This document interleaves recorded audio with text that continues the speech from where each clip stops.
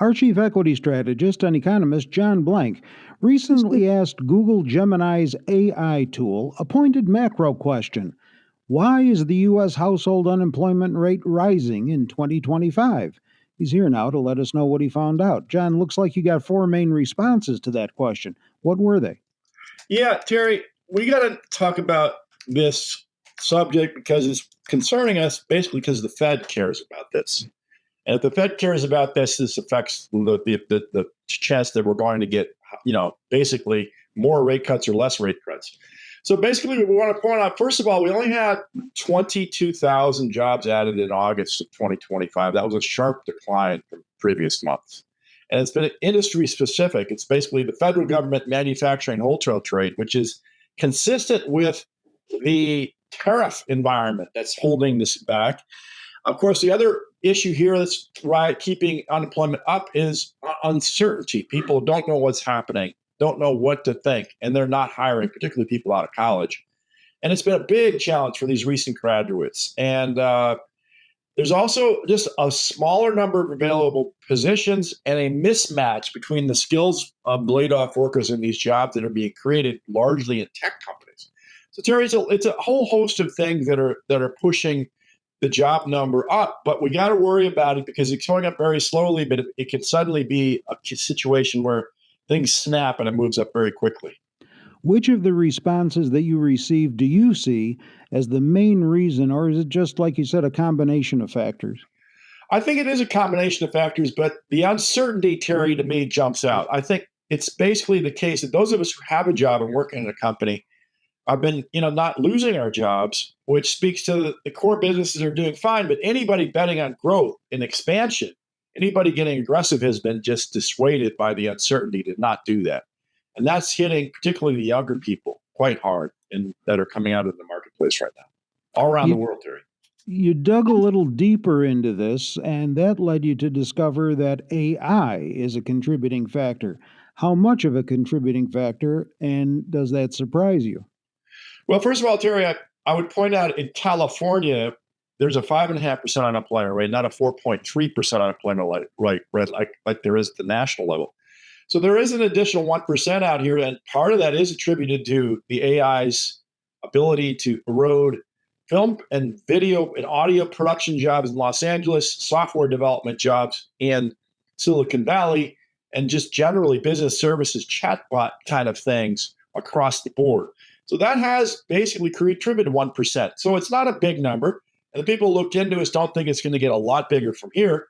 And it's also centered mainly in the big companies, not the small ones. So, but I would point out that AI is not creating jobs, it's destroying jobs. And that's a very unique circumstance relative to what people thought about 20, 25 years ago when we had the internet bubble. And how concerning is that to you? Well, Terry, it's everything's just not helping in the direction of more jobs. And if you don't have a strong job market, eventually that does matriculate into spending and the overall growth rate of the economy. So this is been long been pulled apart and studied closely for that reason. And there's good reasons for the last 3 months to continue to worry about the job market. The sectors that are most vulnerable to the AI job loss are the ones you mentioned, or are there others? Well, we'll have to see, Terry. I mean, like any movement forward, it's infotech eating infotech with basically what amounts to a chip upgrade from older chips to these NVIDIA chips that were built out of a gaming module consoles, and everybody's saying it's going to sweep the economy. At this point, it hasn't even swept the infotech space. So the next leg of this whole thing will actually just be IPOs of companies that have been successful and some understanding over a period of time of what else within the infotech world will get transformed by this whole series of circumstances. So, am I hearing correctly that if this continues, as far as our economic growth picture is concerned, our economy is going to pay a price? Not necessarily, Terry. I mean, it's doing great things to keep the profits up and the growth up for the big companies. And it's just a matter of whether they can do that and fire people and not be swept over in a bigger cauldron of affairs outside the large cap tech space that they dominate.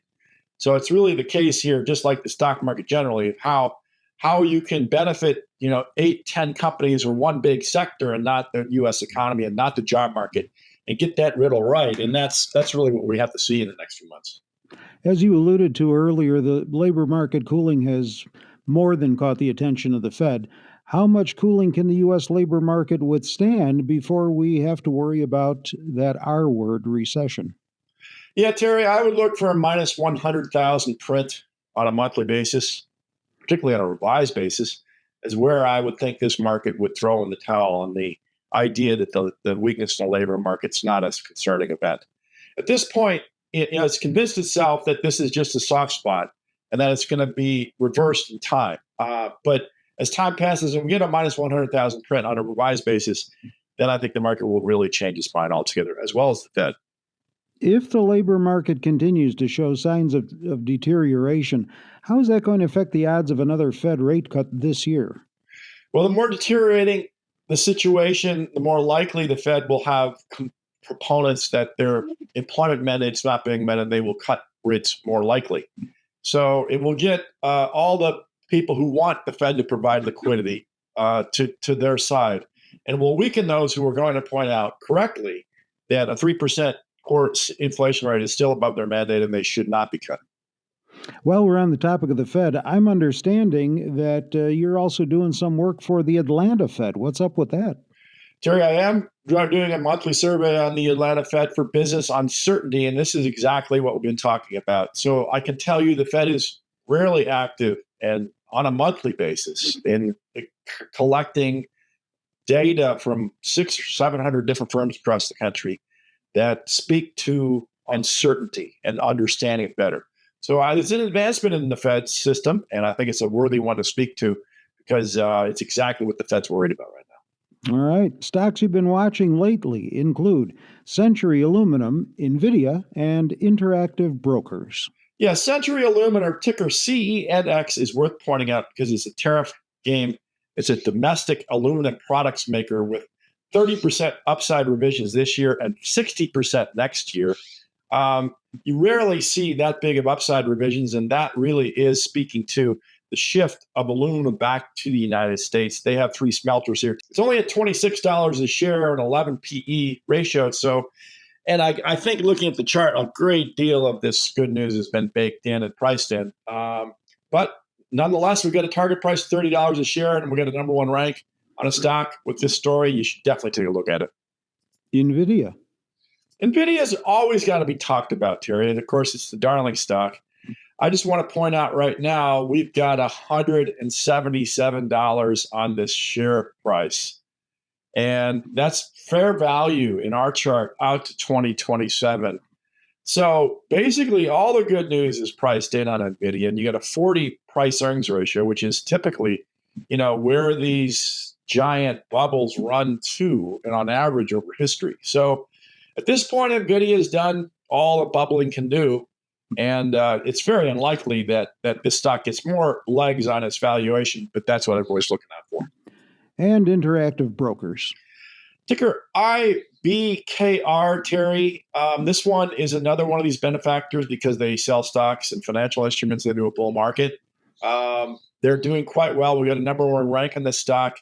Again, a 33 price earnings ratio. And they're pricing everything up to 2027 quite substantially right now. So probably not the right time to get in on this trade, but it's worth knowing that you could have bought this at $20 a share in 2023 and got out at $65 a share. Now that was a 3-bagger for those who had it.